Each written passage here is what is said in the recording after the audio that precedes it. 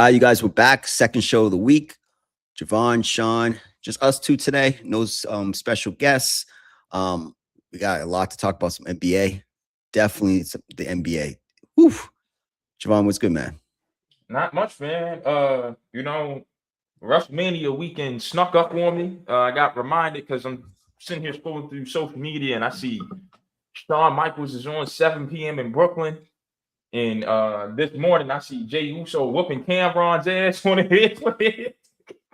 I love it. I love it. First of all, I gotta say something. Shawn Michaels and Bret Hart were my favorite wrestlers when I was growing up. Bret's off the scene, but I still like Shawn doing pop-ups here and there. Like I saw him do something with Sexy Red the other day. And I'm like, I love Shawn got because Shawn made me a big fan of wrestling. Like I loved his theme music and everything like that. The charisma he used to have was top notch. Top notch. Shawn, Bret, Kurt Angle, Eddie Guerrero, and I got a few names tied for fifth in terms of best performers the industry has ever seen. Damn, you don't got Triple H on that list? No. Yo, Triple H, I got you right here, Sean, because you know that wrestling was my first love. Triple H ain't never had a good match that didn't involve the use of a foreign object. That's true. I can't, well, off the top of my head, that's probably very true. When he won the sledgehammer, he'll go grab something to steel cage match, Hell in a Cell, Elimination Chamber, go get a sledgehammer, go get a steel chair, Evolution interfere for him, DX interfere for him. Nah, Triple H could not work on his own. No. I would say this. I completely agree with you. Bret Hart was the best technical wrestler I ever seen in my life. Easy. Like easily the best technical wrestler. And no one ever came close to him besides Kurt Angle. Yes. Besides Kurt. But I agree. Bret, I was like, man, this guy can really, he made it look realistic as much as possible. He was the best technical I've ever seen. Not even close. He was my favorite. Hold on. It's one more in that conversation. The man of 1,000 holds, Dean Malenko. He had to be in that convo too. Dean Malenko was in that convo. He definitely was in that convo. Dean Malenko. Damn, you're bringing me back to. Oh yeah. Yeah. Dean Malenko. I haven't heard Dean Malenko's name in a minute. I think he gets overlooked because we don't look at him in like that tier of wrestlers. He was in the mid card for his whole career. He was just never a superstar yet. But we're back on memory lane.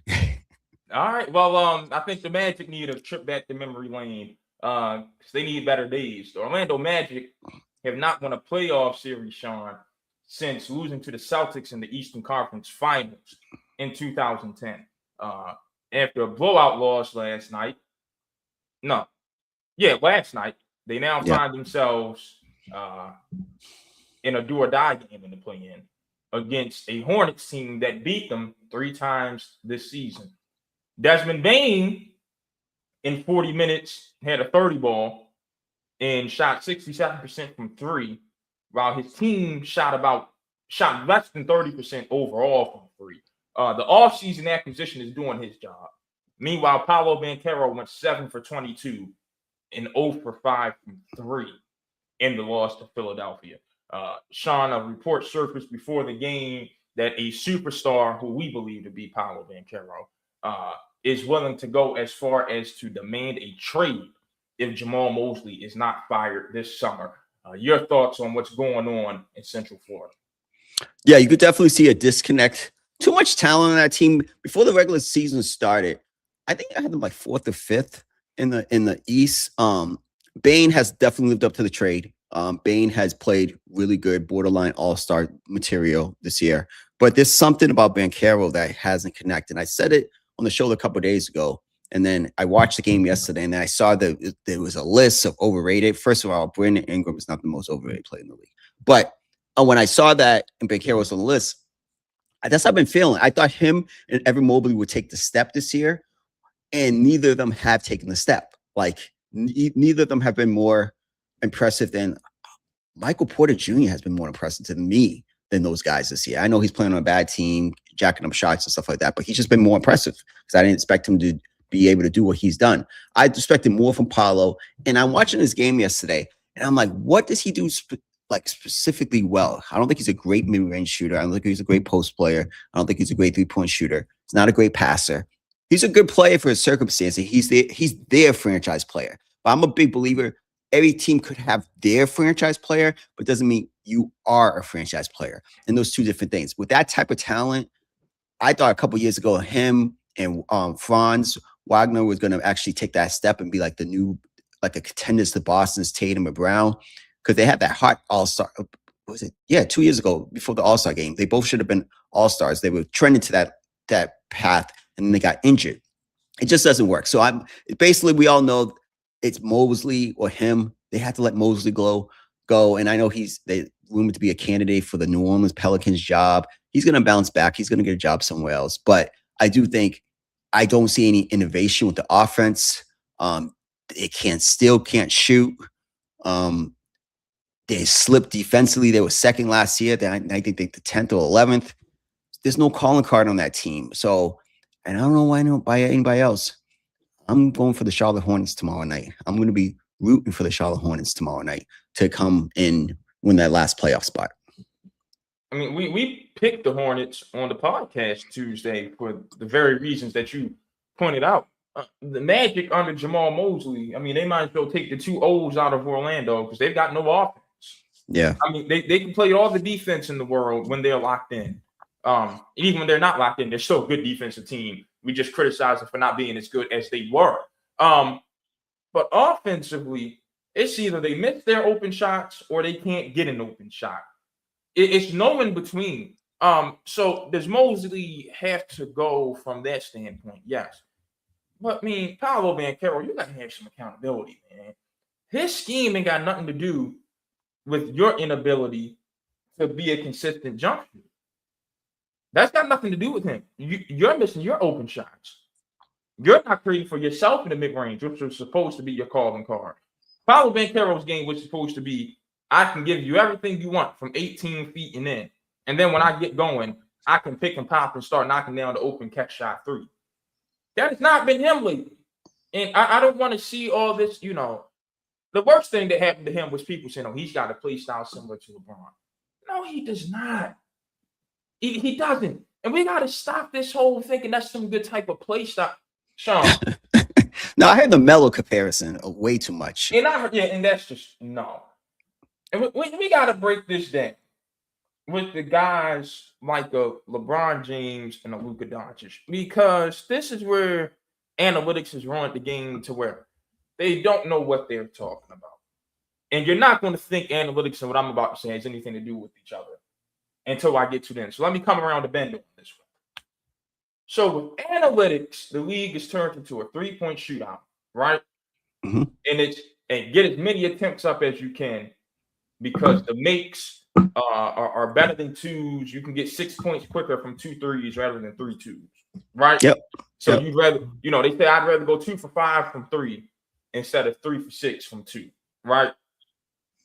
What they don't tell you with that is a good team 3-point percentage is 36%, right, Sean? Yep. You make 36 shots out of 100. How many did you miss? For 64. You missed 64. Yeah. So if I take them 64 attempts that you missed, and I say instead of trying to get in a shootout, I'll just go take what I can get. Out of them 64, I can go get it 232 times. I can go get 64 points that you left on the board. But analytics won't tell you that. That's how dumb analytics is. Analytics also loves the possession game. Yes. How can you love the 3-point shootout and chuck them up game and the possession game, right? And then your analytics show that LeBron James and Luka Doncic are good for your team, when these are guys who will hold the ball and dribble the clock out to the point where you're using so much shot clock, the amount of possessions you can get shrinks. It's a reason why when the Rockets were hot, teams said, let James Harden do his thing. Because we will get 2 possessions to their every one. Because they're not getting the shot up until 6 seconds left on the shot clock. You're not going to get many possessions in the game like that. Now, all we have to do is run. So he can get his 37. That's fine. But guess what? We got way more possessions than Houston, which shot so many threes. and we took what we can get, you're going to look up and we're going to beat them by 8-9 points. But analytics don't tell you all that, right? You get to the Magic, they play slow. They have an ISO guy in Paolo, but the issue is with him, you don't get the efficiency of the made shots that you would get from a Harden, LeBron, or a Luka, on top of not getting the possessions. On top of you can't make the threes, and now all I got to do is get out and run and just take the points that you left on the board. Good point. Great point, actually. It's just not good. It's not good basketball. Do you feel like their lack, because I don't think Banchero or Franz Wagner are great creators, so their lack of point guard is exposed in that offense. And I told, hey, hold on. See, now this comes back to people not watching college basketball, and then you're surprised that the Celtics draft grade every year. Yeah, because Brad Stevens was the head coach at Butler and led the Bulldogs to their best stretch in program history. And Brad Stevens watches college basketball. So he can tell you, like I can tell you, that Luka Garza is actually a good player and that Baylor Shireman is actually a good player, that Max Shulga, who hasn't gotten his chance yet, but believe me, he'll be on the way soon, is a good player. I'll give him credit on this one because this is one I did not like. Jordan Walsh. He took a chance on him, turned into a very good 3-and-D for that team. Very good. But then you got teams like Orlando where you can tell nobody in that front office watches college ball because they drafted Jalen Suggs to be the point guard. Yeah. Jalen Suggs was not the point guard at Gonzaga. Joe Ajayi was the point guard at Gonzaga. Did they split bringing the ball up? Yes. But Joe Ajayi was the point guard at Gonzaga. The Bulldogs were not some great team when Suggs was forced to create all the time. Because that's what Baylor turned them into. They turned him into a passer rather than a scorer. And they got him in foul trouble. And that's how that national championship game became a blowout. But you don't pay attention. You draft him to be a point guard, and you're wondering why you can't create any offense. Because he's not a real point guard. He's a combo guard. Yeah. Anthony Black was never a full-time point guard in college. Now he's supposed to be one in the NBA. When your best creator is Desmond Bane, you got a problem. And Desmond Bane has been a scorer his entire basketball life. His thing at TCU was he was the best perimeter bucket in the Big 12 without a doubt. Yeah. But hey, worst ever front offices, man. Orlando definitely would be in the running if Billy Donovan decides to go leave Chicago. They need someone who can. If I'm Billy, I'm telling you though, hey, you got to get me a point guard in the center. Because that's another thing. You're not winning anything with Wendell Carter and Goga Bataglia as your two centers. Yeah, those are two weaknesses. Even though I think I would break up Banchero and Wagner. I don't think it's a good fit. Choose between one. You got to pick one of them. And I probably would take Banchero just because I think he's a better player. But you got to move off on those guys. I just don't think it's a great fit at all. They need a point guard. I like Suggs if Suggs was in the Klay Thompson quote unquote role. That's the number 2 guy, and you got a point guard next to him. But then you're really small because then Bane will move to the 3. I don't know. Yeah, no, Suggs has to be a 6-man. So you have to accept if you paid that much money for a 6-man. Bane at the 2, Paolo at the 4, and then you're figuring out what you're doing at the 1, 3, and 5. Suggs is getting $150 million to come off the bench. You know how you said bad, like you said, worst ever front offices? That would be egg on the face type of thing. If I had a horrible contract. And I think he's a really good player. And I like Jalen Suggs. Yeah, me too. But just the wrong team. If I had him next to, just say, New York, and he was next to Brunson, and he would guard all the point guards and stuff like that, I like that type of thing. But I don't like him being your lead guard. It doesn't make sense. With Josh Hart. I'll be honest with you, you could put him on the Lakers next to Luka and Reeves, and it would work. Yeah, it would work. Absolutely. That would be perfect. Perfect. It'll be better upgrade than Marcus Smart at this point. But Orlando is not the situation. Just not. Nah, you could put him next to Cade Cunningham in Detroit if you wanted to. And speaking of Detroit, I would love if next season Donis Jenkins and Cade Cunningham start next to each other. And you let Jenkins be the point guard and let Cade go get his buckets. Because that little wall Cade went into after the All-Star break, Yeah, because he was trying to facilitate too much. Let Cade go be a bucket. I think Detroit's going to, and we'll talk about a little bit more. I think Detroit's going to get a rude awakening come postseason time, like the Rockets did last season. Because I don't think you'll be able to create. Yeah, you could be great defensively, but you can't create when the games get more physical and slows down. These games have been more physical in the playing tournament. They're going to be more in the postseason. I think that's going to be the Detroit's problem. Yeah, Tobias Harris is your second best isolation scorer behind Cade Cunningham. Ask people in Philly how that's going. It's not going to work. It's not going to work at all. But the Magic got some real issues. They have to figure out like who's the pieces, because this iteration of team, I don't care what coach you get, it doesn't work. No. All right. Sean, you touched on Detroit. Let's predict these playoff series. So you got Detroit against the winner of tomorrow night's game between Orlando and Charlotte. We both chose Charlotte to win that game. Yep.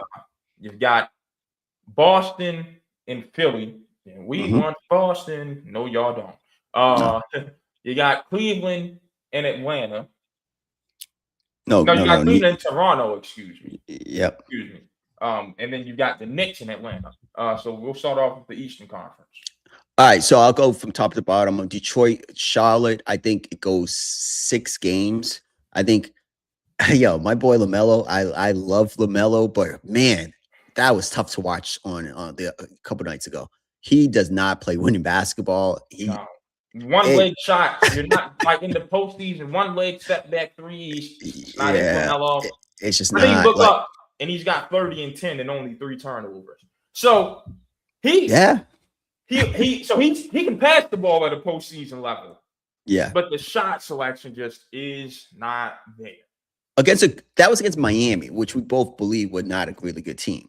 No, I don't believe against the Detroit team. I think they'll win. First of all, I got to say this. I love to see Charlotte and Atlanta. Actually, I want Charlotte to eventually get to that level, and we'll see what Atlanta does with this draft pick. But those two cities, it was good to see Charlotte lively and fun the other day. It felt like, wow. When I was growing up, that's how Charlotte used to be. Like, it was just a lively hometown, home base. So hopefully that stays together. And I think Atlanta has untapped potential here. So that's just, I digress with that. But I do think, I just can't see LaMelo win a postseason. He needs to go through that experience in that turmoil. So I got Detroit in 6 games. Yeah, I think the only thing that's going to keep the Hornets from winning in 7 is exactly that with LaMelo. Detroit's defense is going to get every bad decision out of him. Oh. It's that. I mean, I hate to put it like that, but it's the truth. Detroit's defense is going to get every bad decision it can out of LaMelo. Now, I don't think Detroit makes it past the semifinals, but they will beat the Hornets because that's the best matchup they could have gotten out of every team in the play-in. Yeah, I think Philly. I think they could beat Orlando, but I think Philly would be a tough match. They could beat Orlando, but I think beating Orlando would be more difficult than beating Charlotte. Yeah, it's just a contrast of styles, and I just think if LaMelo was your 2 guard, not your point guard, maybe, but he's your point guard. That's a tough ass to ask him to play winning basketball for 2 months. I just don't see it. In Con Knipple, I think you learned, buddy, you ain't going to get all them open threes. Oh yeah. So again, rookie of the year is Cooper Flagg. The guy who go get it done on his own is always better than the guy who needs to be set up. I don't even know why we had that conversation on Tuesday. First of all, Connor can create more than people expect. He averaged 18 points. It wasn't all 3-pointers. Can he create as good as Cooper Flagg? Absolutely not. Can he create for others as well as Cooper Flagg? No, Cooper's on a different level. As well as Cooper Flagg? Absolutely not. So what are we over here talking about? But are we talking about rookie of the year, or are we talking about better player? There's 2 different things. We know Cooper's a franchise player. Better player and better season is rookie of the year. And Cooper Flagg was both. Khan's team had a better season. Khan individually did not have a better season than Cooper Flagg. But Khan changed the culture in Charlotte, so I think we have to add that. Lord have mercy. Sean, you dragged that a little too far, man. I saw the article. The article said the same thing. I hear you. Come on, I didn't make that up. On the floor, who was the better player? it was Cooper Flagg. I would say this about Cooper. Cooper, I'm not mad if Cooper wins it. Cooper's gonna be a top 10 player in like 2-3 years. I'm not mad about that. But I would say this: Cooper was, after he came back from his injury, a little shot happy, and I think it was a lot of focus. Hey, let's get him his points so he can get, because he was behind that race when he was gone for like almost a month, and then it was like, all right, it coincided with Knipple not playing good over the last month. So yeah, if you want to give it a Cooper, give it a Cooper. I do think the last 10-day games, he was not playing the most all-around basketball that he was. Cooper averaged 21 and 7 with 4.5 assists on 47% shooting. How hard it is for a rookie to score 47% from the field. Now, his free ball wasn't there, rookie Dan. He was less than 30%, but that'll get up there. Yeah. 47%, 21.7 boards, 4.5 assists on 47% shooting as a rookie. Come on, man. I ain't trying to hear that. And you look at Khan, 18.5 points, 5 boards, 3.5 assists. I ain't going for that, man. I ain't going for that. That's fine. I think it's close to, but again, if Cooper can't even shoot a lick right now, that's how good he's going to be. That kid's going to be special.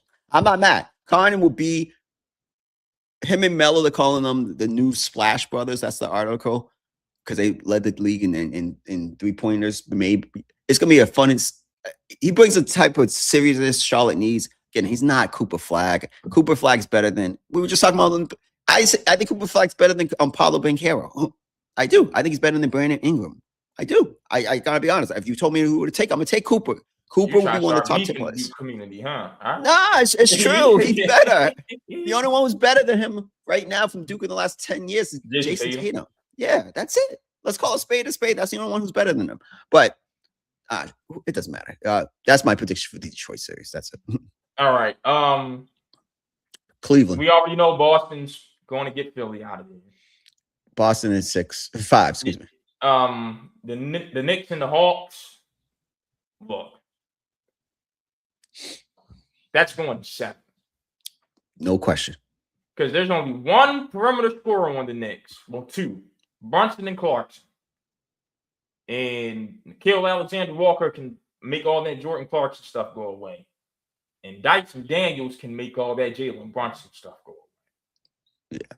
Not a good matchup for the Knicks. The Knicks are going to win that series, but it's going to go 7, and they're going to be worn out by the time they play Boston. Now, did they design their team to beat the Celtics? Sure. Yeah. But they did design the team. They're team. going to go 7 and wind up losing to Boston because of it. Yeah, they're not beating Boston. First of all, they designed their team, but let's call it spade. They did take the season series this year, and they did get Boston out of the playoffs last year. We cannot dismiss it. It's not a guarantee. They did. But Bridges is not the defender that he once was, or like OG. I get that, but Bridges ain't the defender that he was even 3 years ago. Not even close. So, but regarding this series, Atlanta, the only thing the Knicks have a favor is Atlanta. When they come to Atlanta, it's like a New York home. It's like they're going to have 7 home games. I got to be real. The Knicks, there's so many Knicks fans here that it feels like a home game for the New York Knicks in Atlanta. So that's the only advantage. But I see this teams kind of evenly matched, to be honest with you. I think if Atlanta had an upgrade in the point guard position, I'd probably take Atlanta. They don't have a true point guard. I like CJ. But CJ, this is quicker. If you could come off the bench for Atlanta instead of being my point guard, and that's why if they hit in the draft, if they don't get the top 4, they got to take one of those point guards with the pick. But yeah, I like the move. I like that matchup. I think it's going to be the most entertaining series. But the Knicks will win in 7 games in New York. And then the last one is Cleveland and Toronto. If NBA TV still broadcasts playoff games, that would be the NBA TV series. So I guess that's the Peacock series now. Is that who carries over the NBA TV series? Yeah. Yeah. So that is the Peacock series. I mean, give me Cleveland, but boy, don't act like I'm not even going to pretend I'm going to be invested in that series. I'll be honest with you. I think there'll be some good games, but unless Peacock's got multi-view, once 8 o'clock comes, I will be switching over to the other game. I'm probably not going to watch one of the games, but just see the highlights. I'm picking Cleveland in 5. Oh, I don't think it's going to be a smoke session. No. I just think it's going to be. I think it's going to be a dragged out series between two teams who stand no chance of winning the second round series. No, then you're wrong about your Detroit pick. You said Detroit's gonna lose in the second round, so they'll have to lose to one of these teams. Oh no, you're right. Oof. In that case, no, I might have to watch it because I do think both teams can beat Detroit. All right, yeah, because that's the 4-5. I take it back. I think Cleveland could beat Detroit. I think Toronto could. I really do. Toronto got swept by Cleveland this year. You know that, right? No, Toronto won that season series. Oh, did they? Yes, they gave Cleveland the blues. Oh yeah. I read it wrong. And this was the thing. It was a lot of those games would be in November before James and stuff like that. Nah, Cleveland's better. Cleveland will win. Actually, I'll take a 6-game. Cleveland in 6. I think it'll drag out. Yeah, I'll take back what I said. That's actually intriguing now. That's going to be a dragged out series. And I think both teams have a chance to get Detroit out of there. Whew. All right. Yeah, so the Peacock series is actually intriguing. I'll take it back. Out west. So we've got OKC against the winner of Golden State and Phoenix. I did not see Portland winning that game. Shout out to Portland, though. I'm going to Phoenix on Friday, and I just bought tickets this morning to go to the playing game because I was going to Phoenix, and I was like, oh, shoot, the game's going to be there on Friday. So shout out to Portland for that. Whenever in Phoenix. And I'll be honest with you, Sean. I think you're going to see a great show. Yeah. One and only Wardell Stephen Curry II.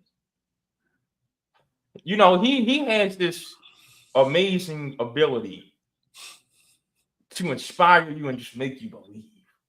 That's what Stephen Curry does to me. He makes me believe. Yeah. I believe that the Warriors will beat Phoenix. And I believe that Steph and Porzingis can give OKC issues because you look at that team and you say, you know what? Had that team stayed healthy, like they built their roster to kill any flaws that the old Warriors would have had. They had a 5 that can actually score now and play defense and space the floor on Kristaps Porzingis. That was the only weakness they ever had. Had they stayed healthy, they would have had a 10-man rotation of Steph, Podziemski, Jimmy, Draymond, and Porzingis. And off the bench, you would have had DeAnthony Melton, Moses Moody, Gui Santos, Al Horford, and Quentin Post. That team could compete with anyone in the West. So I am just like that, very frustrated that the Warriors got injured this year. I'm taking them to beat the Suns. Ooh. They're not going to beat OKC. But, man, they're going to fight their asses off. And I'm going to give a round of applause to Stephen Curry because next year, if they can get everyone back and just stay healthy, well, be healthy for the playoffs. Forget stay healthy. Just be healthy for the playoffs. That's tough. That's the team with one last run. Just one last run, and that's it. So Steve Kerr signed a 1-year extension this summer. 1-year extension. And then walk off and call it a career. And you go get LeBron too. That's a possibility. He signs the vet minimum. If he's going to stay anyway, I think he's going to stay on the West Coast. That is a chance. You get LeBron. Yeah, no, if they're healthy and they found the guy, they have to bring Porzingis back. If he's healthy, while I was watching him yesterday, I'm like, man, that guy can still play. He's only 30 years old. He's young. And with Horford, yeah, I agree. I do think. Actually, when I thought about buying the tickets last night, I was like, I want to see the Warriors versus Suns. Kawhi, Miami, any of these teams who need a guy, go get Kawhi. Kawhi was special this year. We got to talk about Kawhi though. We got to talk about him. We do. Game 7 last year. Yep. It was in last night. Draymond locked him up. Hey man, Kawhi, we walk around calling you Mr. Clutch player and all that, but that's back-to-back disappearing acts, man. You came into the fourth with 19 points and you only scored 2. Draymond was up in it. Pause. Man. Yeah. Pause. Hey, Draymond, I know we talk a lot about you. Locked him up. I said the stat. What was that? I'm looking right now. That stat yesterday, 51 times he matched up with them. He held him to 9 points on 8 shots in those matchups. Locked him up. I've never seen Kawhi get locked up like that. Draymond locked him up. Yes, I have to give him credit. And that gave me, I was like, yo, put Draymond on D Book or that's my game plan. So I'm going to go to State as well. Book gets a little more jiggy than Kawhi. You know, Kawhi keep it real simple. Yeah, a couple of in and outs moves. Yeah. I ain't gonna go there. You got a little too much dip on your chest right there, Sean. I can't get with you on that one. In the clutch, I'm getting Draymond has to guard him. In the clutch, go ahead. But okay, for the full 48 minutes, that might be a recipe for disaster. I'm be honest with you. Twice this year, I seen Draymond lock up. Once Kevin Durant in that game when Steph didn't play. It was one after the All-Star game or before the All-Star game. I was like, man, I'm watching him. Like he locked. And then yesterday, he was on Kawhi like white on rice, man. He locked him up. That was the difference of the game. He shut Kawhi down. But it doesn't diminish. Kawhi showed me this year he can still be a franchise guy. Go get him, LA. The Lakers or the Miami Heat need to go get him. What was so disheartening about it, though, is Darius Garland and Benedict Mathurin played their asses off. All Kawhi had to do was just keep it going, and they win by double digits last night. Yeah, he got shut down. But I'm just confused about what that Clipper. We can talk about that when you have the offseason. What that Clippers direction is, or what that team is, because it doesn't make sense to have Kawhi with all those young guys. Oh, he's going to be gone. Yeah, and they're going to build with Garland and Mathurin as their backcourt of the future. Kobe Sanders is probably going to fill in at that small forward spot. I like him. John Collins at the 4, and they're going to be looking for a 5 because they're going to offload Kawhi and Brook Lopez. Yeah, it's time. It's time. But shout out to them with turning the season. That's a team that, with that core 4. You know, that's a team that's probably in the play-in next year. The only issue, because money's going to be a factor because they don't own their pick. They just gave the Thunder a lottery pick by losing last night. Oh, I got another interesting one for you. If the Hornets win tomorrow night, and the Suns lose, the Hornets will be in the playoffs and have a lottery pick. Oh, really? Yeah. Listen, in this lottery, the way it works, you could be Miami, Charlotte, OKC in the back and move up. So, hey, Dallas done it. Atlanta did it the last couple of years. It's not one of those you need to be in the top 4. So it's a good draft for that. That'll be dope for Charlotte. Yeah. Spurs going to sweep Portland. I mean, they own Portland historically in the playoffs. It's not even worth talking about. Denver and Minnesota, again, no two teams have played each other more frequently in the last 3 years. I don't think it's disrespectful beef, but it's competitive beef. Competitive, yeah. This Nuggets team, Chris Finch said it, is deeper than the team that lost to Minnesota 2 years ago.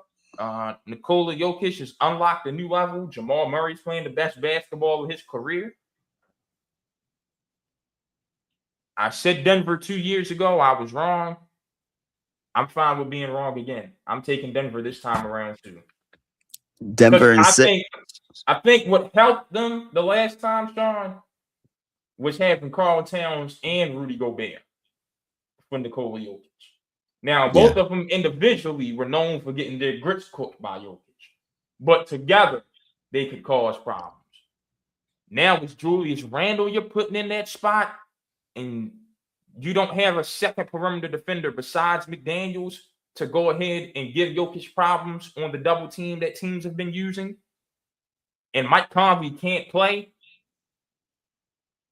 I don't think Minnesota has the team to be able to hang in there this time around. I do think Watson, Gordon, I think I think they're a better team than this time around. So they got more weapons. I think that, I think Denver in 6. And by the way, I think OKC sweeps Golden State, maybe 5. Or they sweep Golden State. I didn't make a prediction. But yeah, I think everything you said is accurate, but I just think they're just a better team this time around than that team that lost a couple years ago. So, and that team was only 5 deep. This team is not. This team is about 8, 9 deep. So I'm going Denver. And then this last series, the business of the NBA really showed. So as we mentioned, 4 games on Saturday. 3 of them are going to Prime. ABC has its choice of 1, and ABC chose the Lakers. You look at the schedule. the Lakers won't be on Peacock at all this postseason. We just know that. But this first round, they won't be on Peacock at all. And they've got 2-3 days in between each of their games for Luka Doncic and Austin Reeves to recover. NBA wants its best team, its most notable franchise, on network television, and it wants the star players of that team to have an opportunity to get healthy. Both players are expected back at some point in the first round. Do you think they come back in time to be able to win this series? So those are two. I'm going Houston and Houston without those guys because they don't come back in 5. Houston, if those guys do somehow come back in 7. I just think it's really hard to turn it on, turn it off like this in the postseason. And who knows? If they come back, are they going to remember when James Harden came back with Brooklyn Nets a couple years ago? He wasn't James. Yeah. And that. So I don't know where they're going to be. Regardless, I have to go with Houston that they're a healthier team. I'm not in love with this Houston team like I thought I was going to be at the beginning of the season, but I just don't think you come back from a oblique like that and a hamstring and suddenly are back to what they were playing in March. So Houston, regardless. I think it's as simple as this.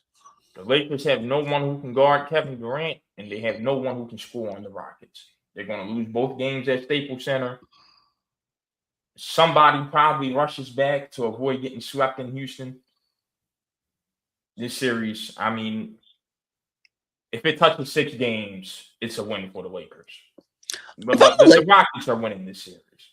If I'm the Lakers, the season's a win because you realize you can build around Luka and Reeves. I wasn't a big fan of it, and you found some people who you can put with them on. I think Smart's a keeper. I think LaRavia's a keeper. I like Kennard. So that you found some pieces, and now you have all this cap space over the next couple summers. I think it's a win. You have your core. Go from there. I know we want the LeBron, Luka, and then no, it's not. That's not what the league's going right now. So, if you get, I'm not rushing those 2 guys back. If you want to sell me on Smart, Reeves, and Luka as your starting 3-guard lineup, I'm somewhat open to it. But you got to get a real versatile power forward that can play a lot of defense, and you got to get a rim protector. You got to get somebody who can go out there and guard the best wing, and Luka have to just be a body on a stretch 4. But even then, I don't know, man. I don't know. It's doable. I don't know if it's a championship team. I'm still of the belief of replacing Smart and Reeves and getting a point guard next to Luka and another wing that can play some defense and score. I gotta be honest, man. You got to get over that whole get a point guard next to K, James, Luka. These teams don't win without him. They don't win without him. So I'm keeping. Hey, I mean, I'm not wrong about it. If they're probably not going to do it, but hey, they're going to keep losing, and I'm going to keep being right. So who cares? I think Luka. What I would actually do is go get Kawhi, build around him and Luka, and go from there. Yeah, I'll get the regular pieces. Yeah, I think that's the best way to go forward. Yeah, and then if I could, Lopez could still play in the league. It's a little older team. Just till you find someone, you got your draft pick this year. I'm gonna make it work but I gotta go get Kawhi. Kawhi, you don't want to leave LA. You can still do it, but now you have someone else who's on that level. I'm gonna go get Kawhi. That's my number 1 option this summer. Yeah, absolutely. That's it for the playoffs, right? That's it for the playoffs. Yep.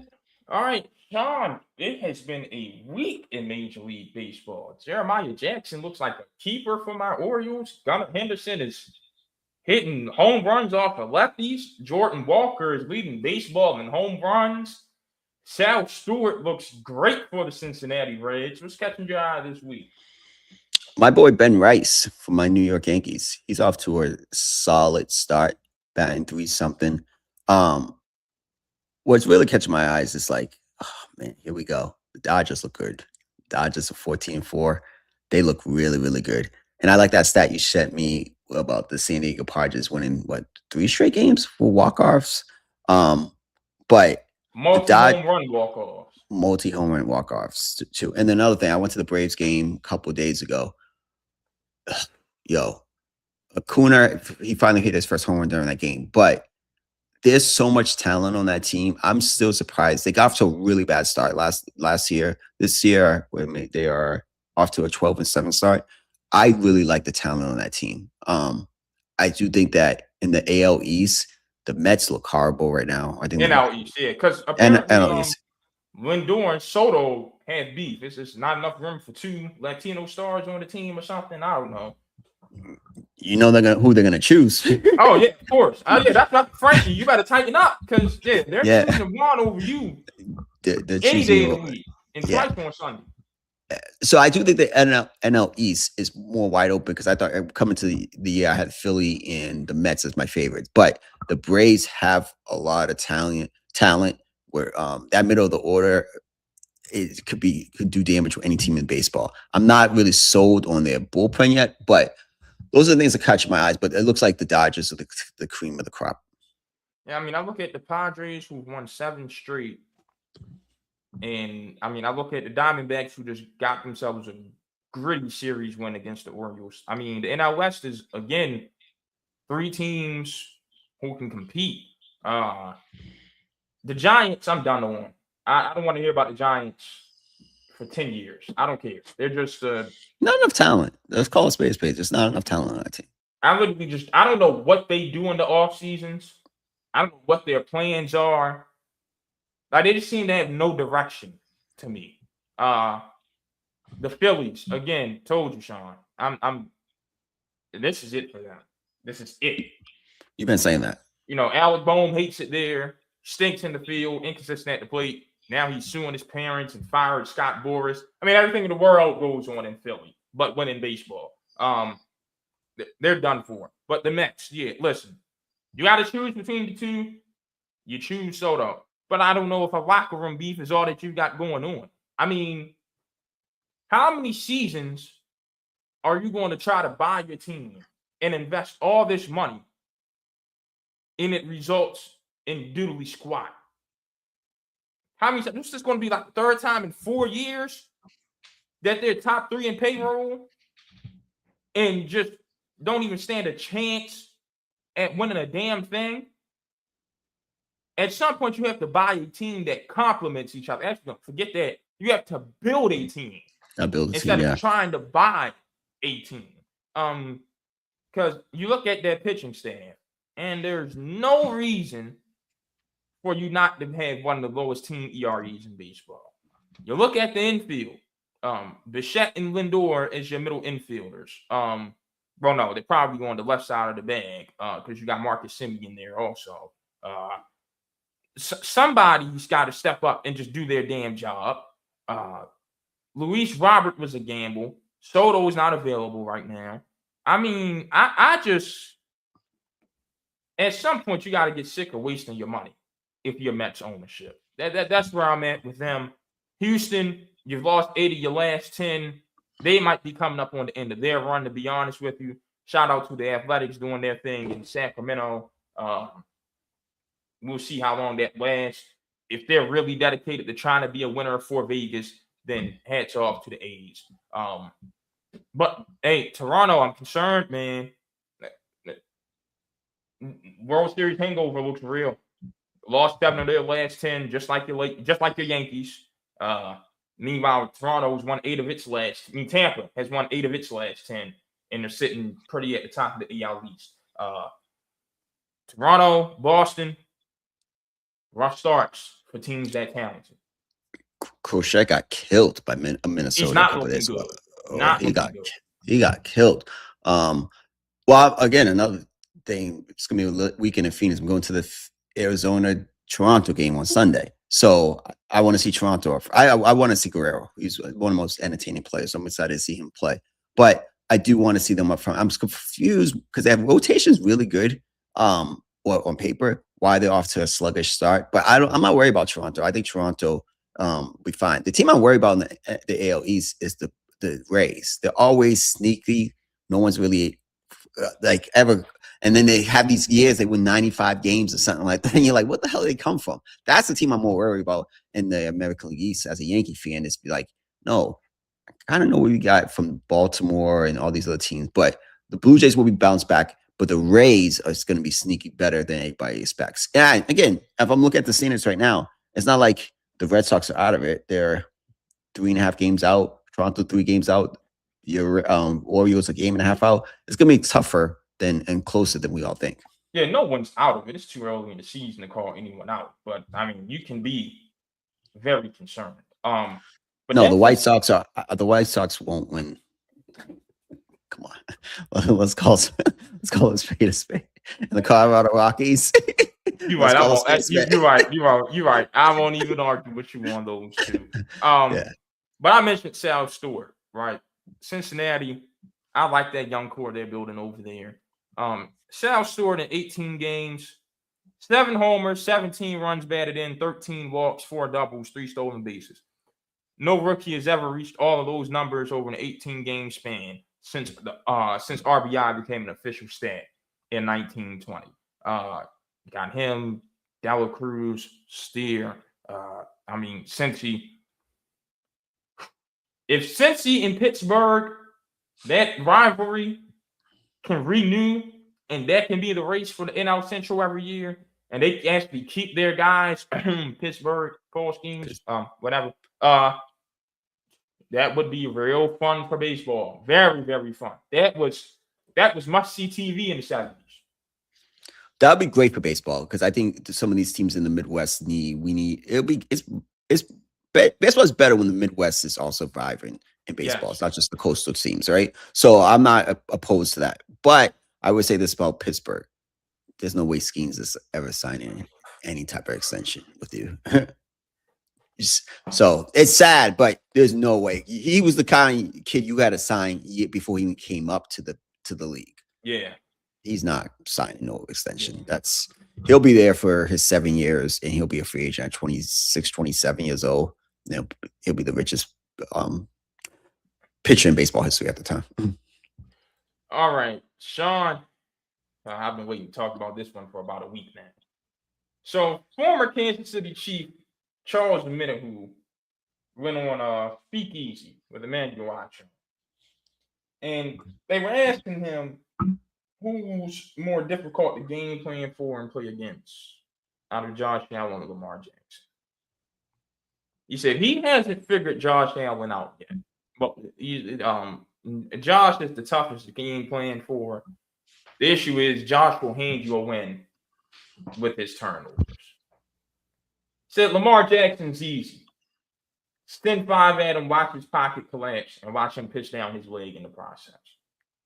And this is me making a long story short.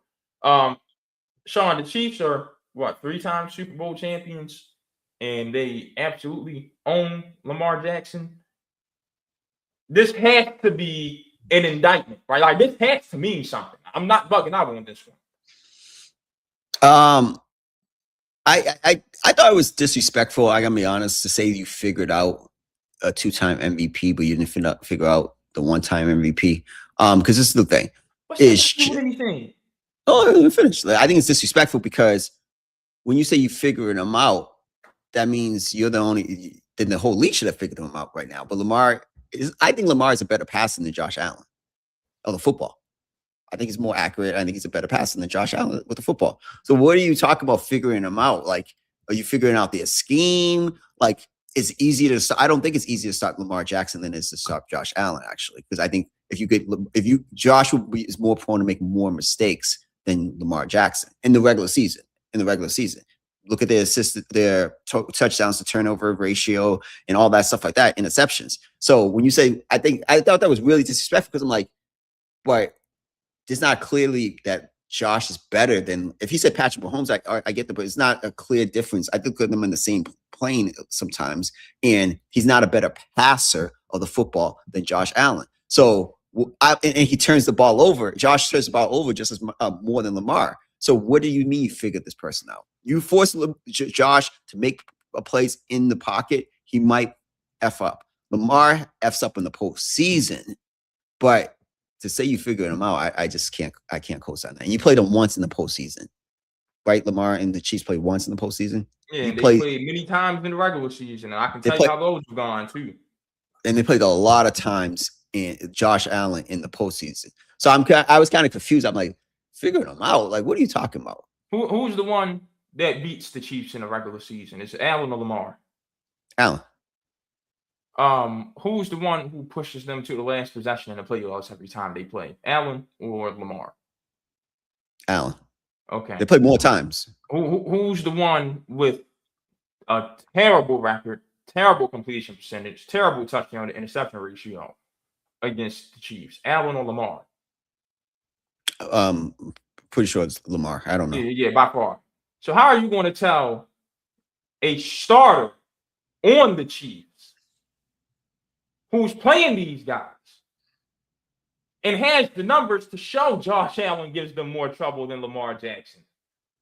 How are you going to tell him he's being disrespectful and saying that his team, with statistical evidence, has figured out Lamar? They have. They killed him. Is it him or is it Steve Spagnuolo who figured out Lamar? That's what he's speaking on behalf of. No, but the thing is this: when you say you figured someone out, it's like the Kobe stop. Hold on, it's like the Kobe stopper. I remember this a long time ago. We what was it, Patterson or something. Patterson. Yeah. So yes, they've played in the regular season. If you figured them out, why doesn't other teams use the blueprint to do that? The Steelers do it. Go check Lamar's win-loss record and touchdown interception ratio against Pittsburgh. Go look hold on. The Bills have a winning record against Lamar Jackson. Go look at the game plan that Detroit had for Lamar Jackson. Go look at, now he came back and won this game.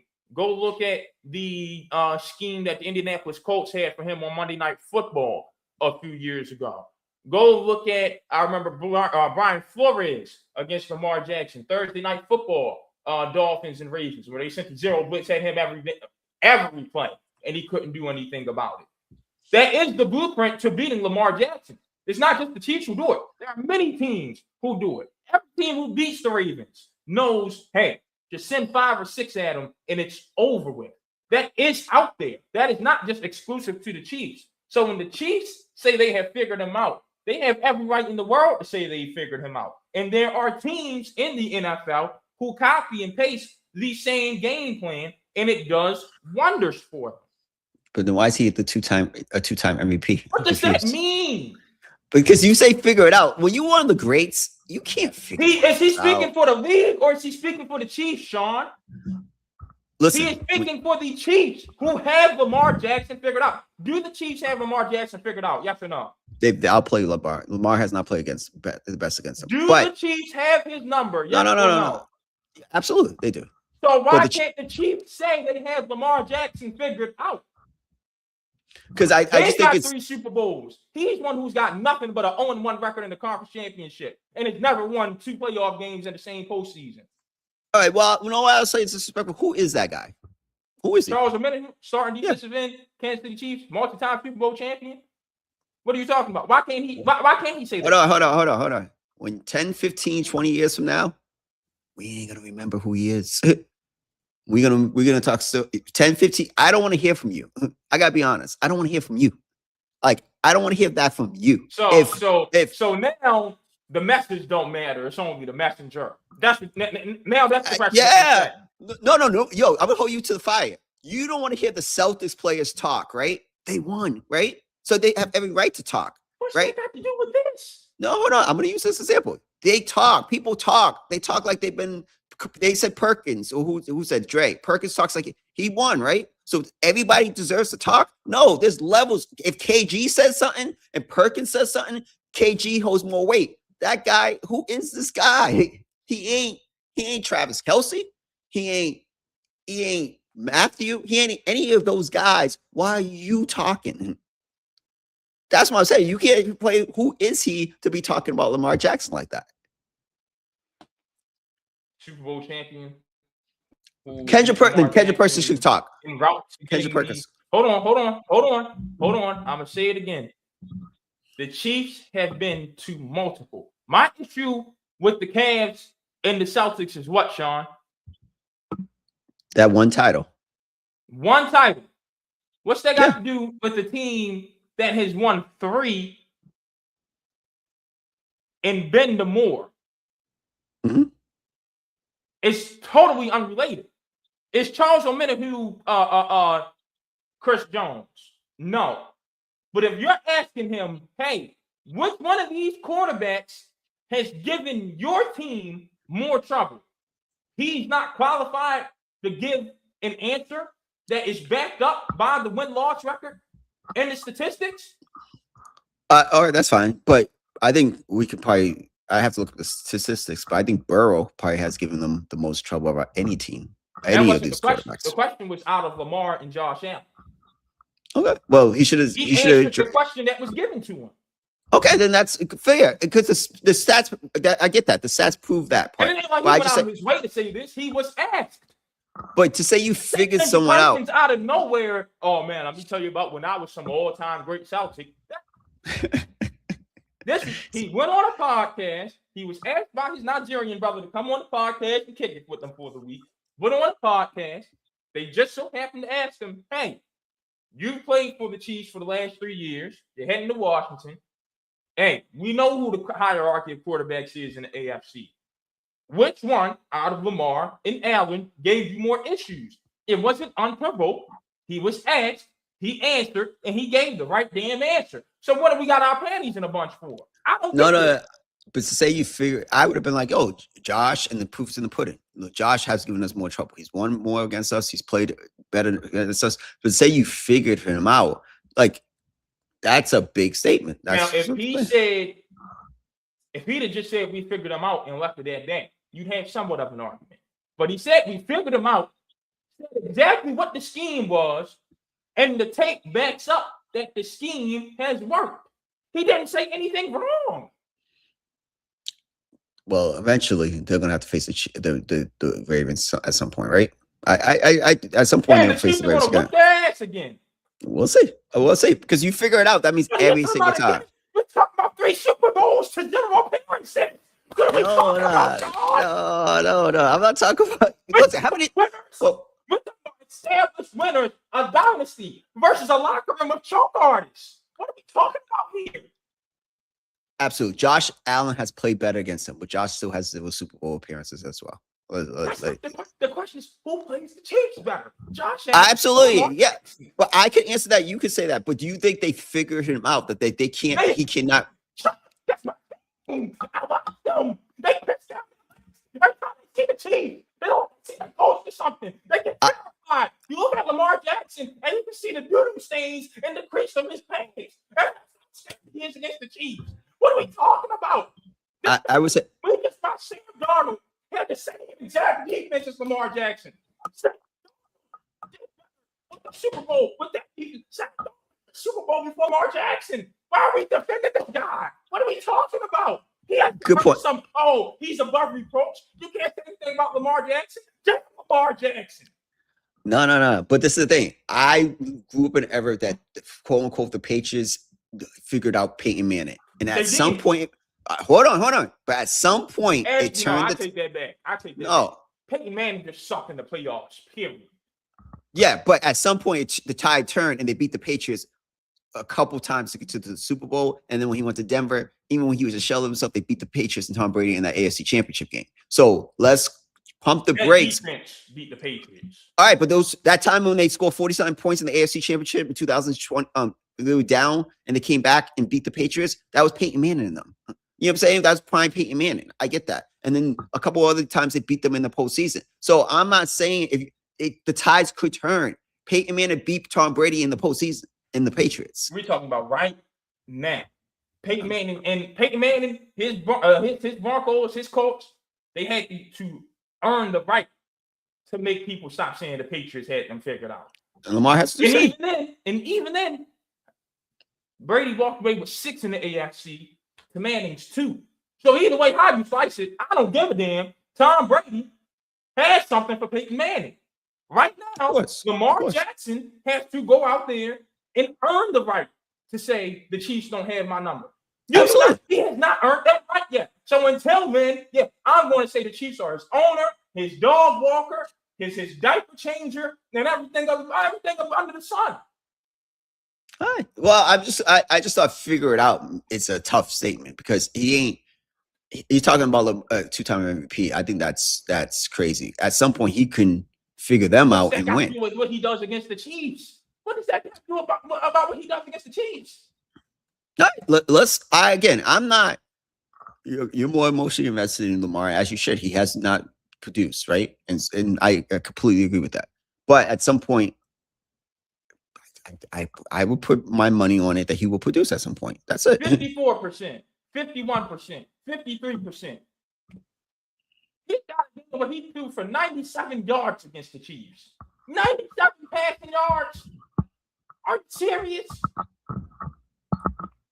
You can't back it up. I can't say anything. Like Lamar has become, if you want to call him the James Harden against the Chiefs, cool. In the post, cool. I can't defend it. But do I think that figured him out, or is he just? I don't think it's going to be a career thing. I just don't.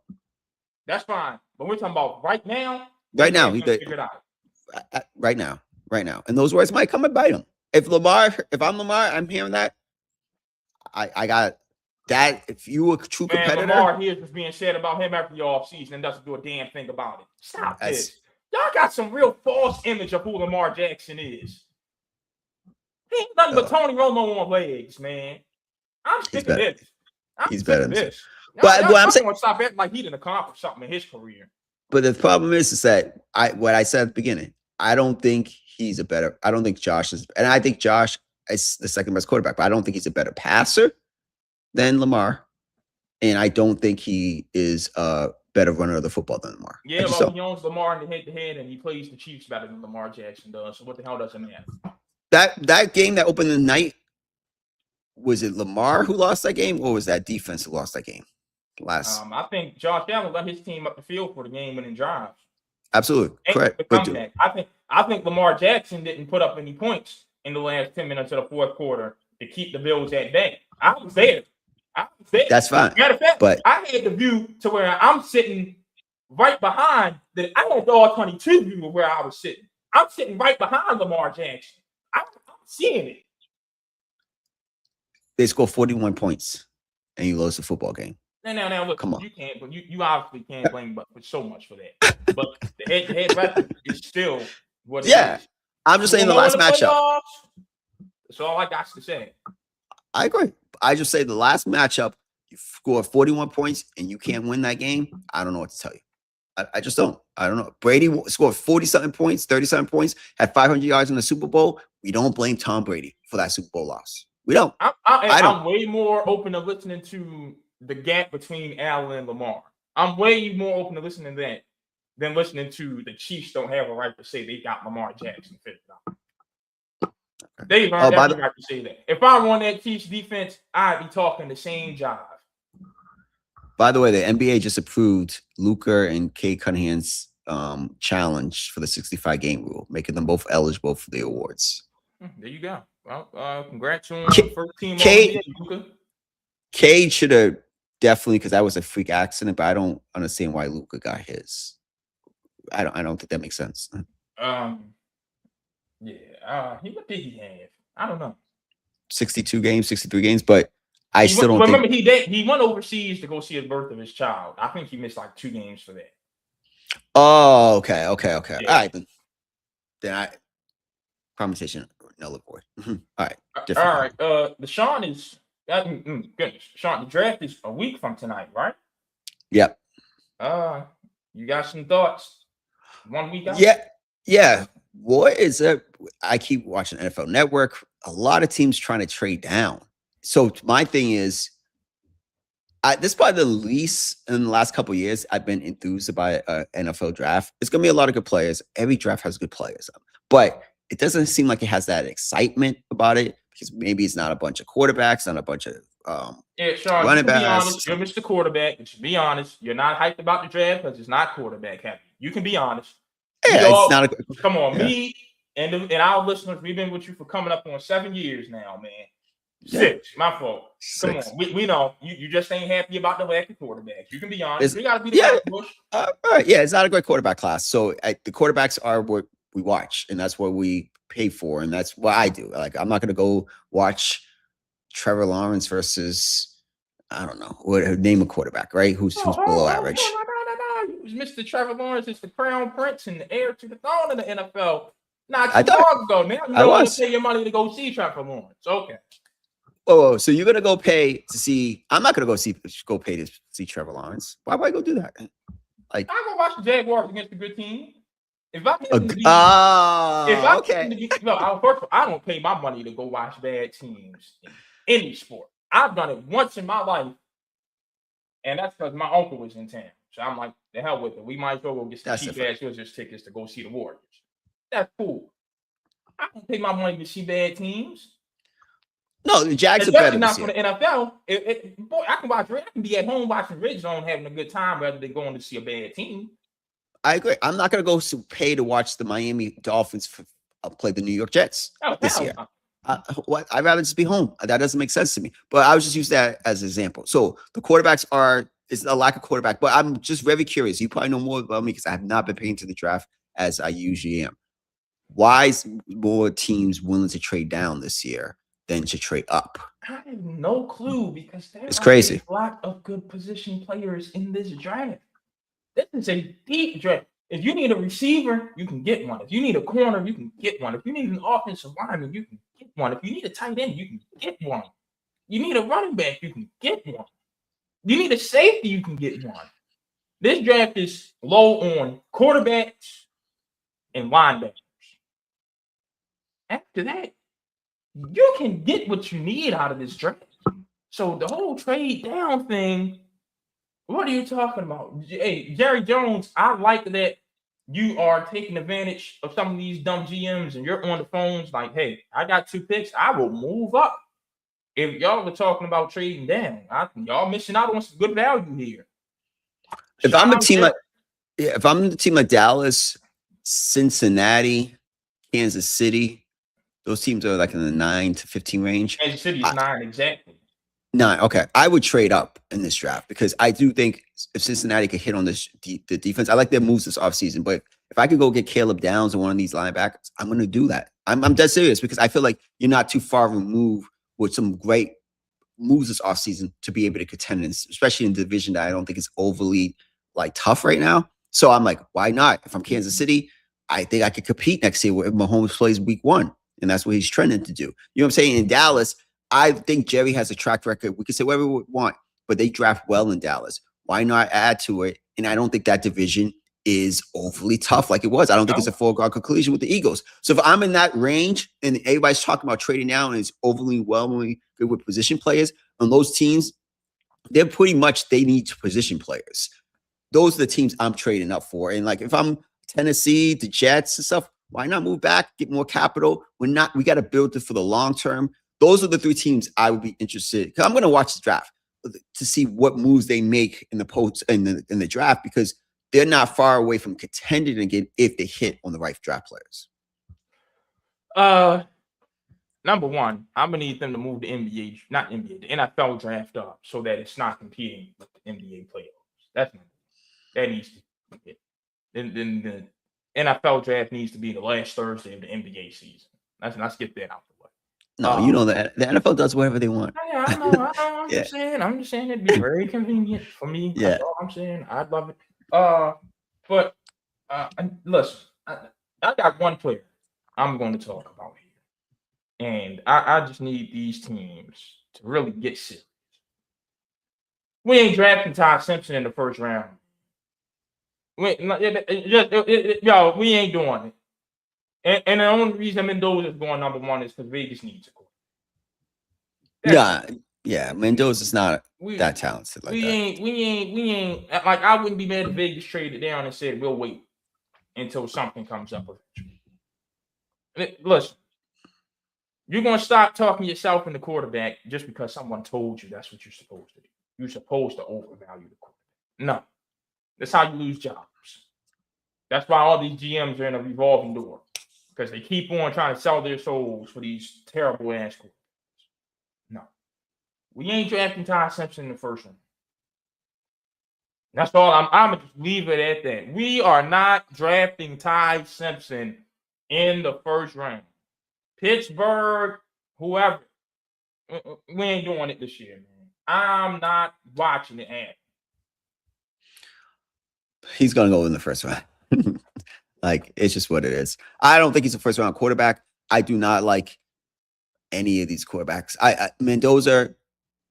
It's funny because I kept saying when I watched the game against Ohio State, the Big Ten championship, I was like, he reminds me of Kirk Cousins, and now he's probably going to be under Kirk Cousins.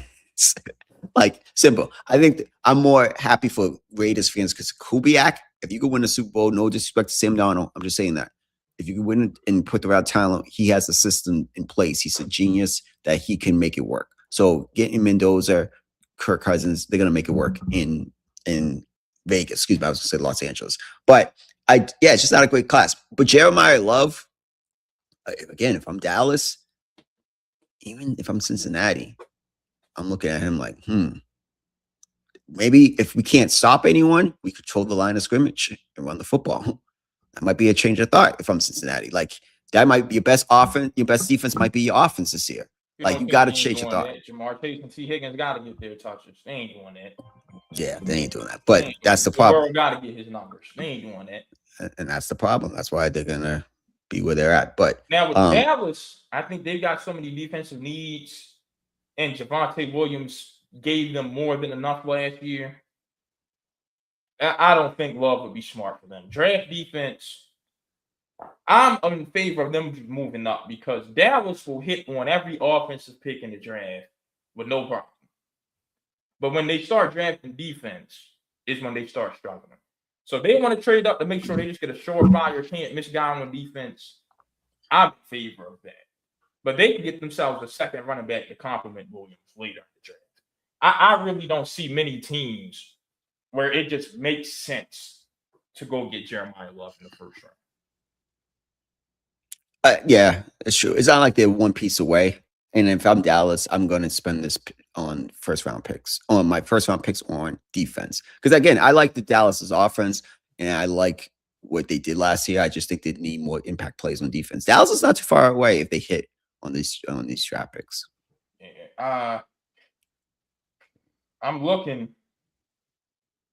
If Cleveland wants to get Love, no, they need a receiver more than anything. So I'm take them out of it. If the Saints want to do what I might understand, after that, I mean, you're going to have a hard time convincing me it's worth for somebody. Maybe Minnesota at 18. Woof.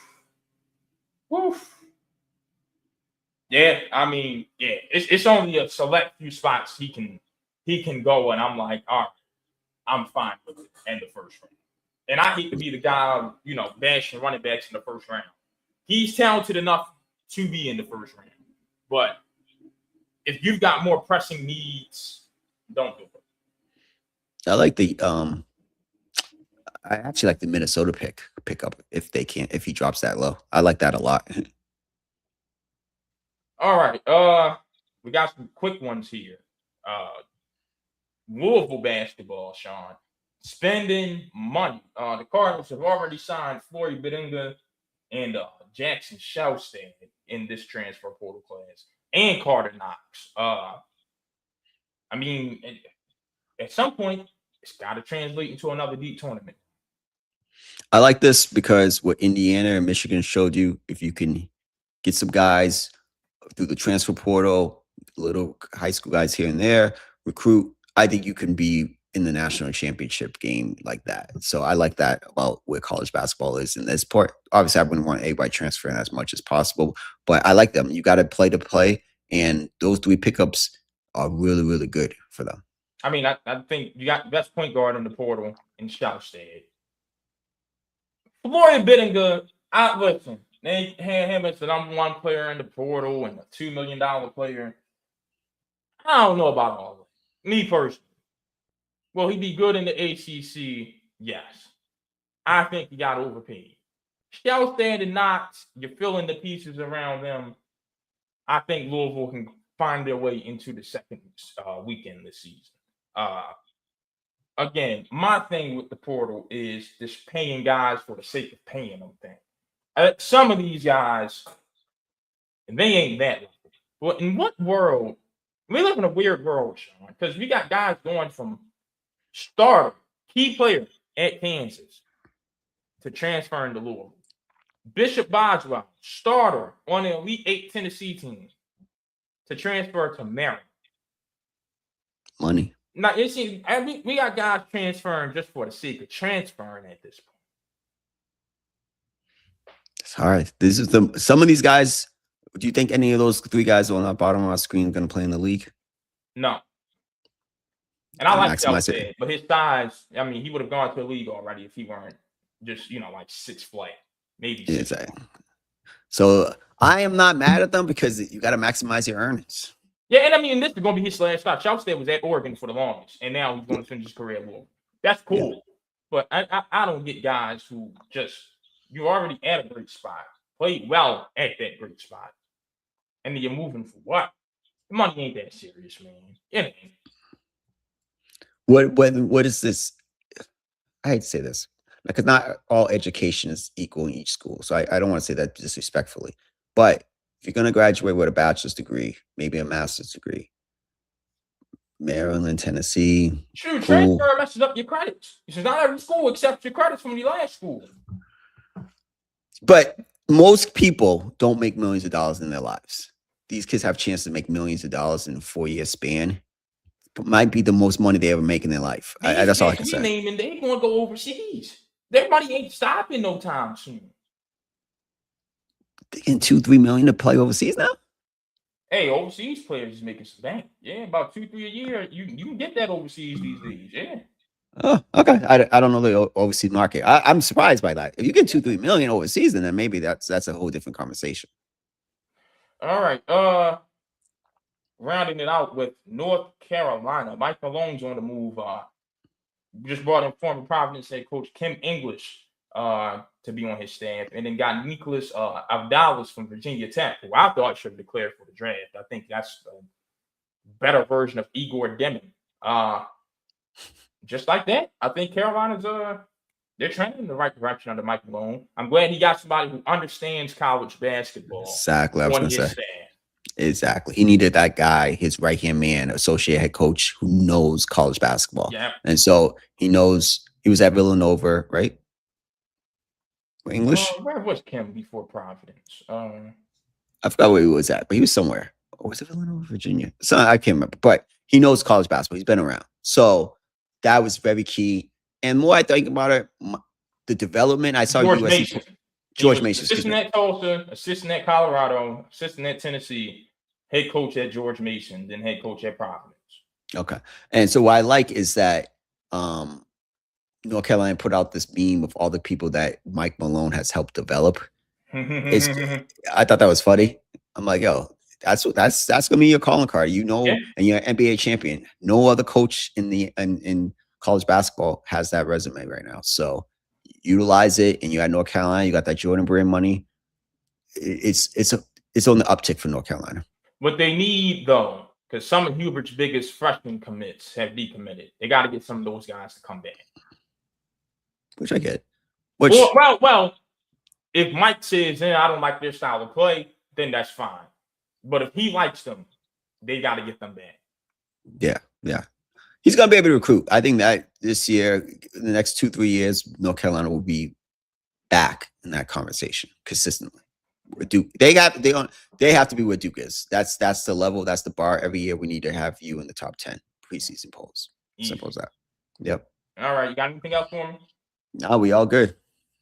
All right. Well, we'll be back sometime next week. Enjoy the last 2 games of the play-in. Enjoy the first games of the playoffs. We out of here. Yeah.